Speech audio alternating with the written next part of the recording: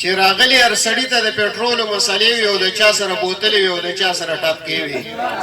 چې څومره شورځان نو دومره ګران میلاوېدل به تمام ورځې خلک په پمپونو ګرځېدل به تپوس د چا نه و چې چا څنګه خرڅول به او چې چا به څوک د کم طرف او څنګه لالول به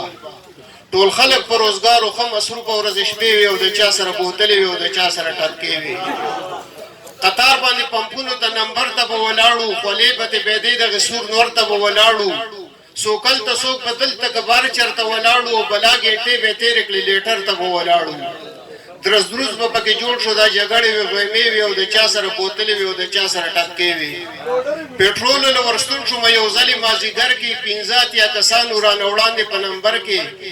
ما ویګنې ولاړ یم د نادره په دفتر کې او بلا ګېټې مې تېرې کړې په دغې شور او شر کې چې کور ته کله رالم په حکم نښه بجې وې او د چا سره بوتلې وې او د چا سره ټپکې وې پوره په حکم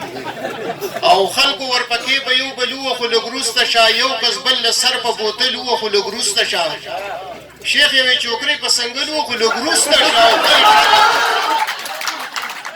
شیخ یوې چوکرې په سنګل ووخو لږ وروسته شه او بلې شانترو یې په چل ووخو لږ وروسته شه چې بلکل جنګولې یې د هغه سره اوږې وې او د چا سره بوتلې وې او د چا سره ټپکې وې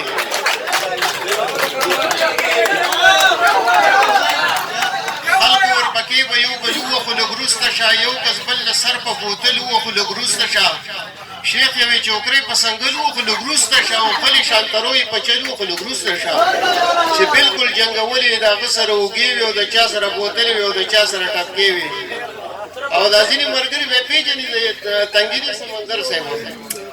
او ولاړو په قطار کې یو سړي ته مې نظر و د ګیرې نه تاو کړی تور څادر به یې اکثر و واړه به یې سکوندل او ښه په شره برابر و زه یې نوم نه اخلم خو خلک وایي چې دا به سمندر و نو که چا له و تکلیف انګاره دله ښې مزې وې او د چا سره بوتلې وې او د چا سره ټاپکې وې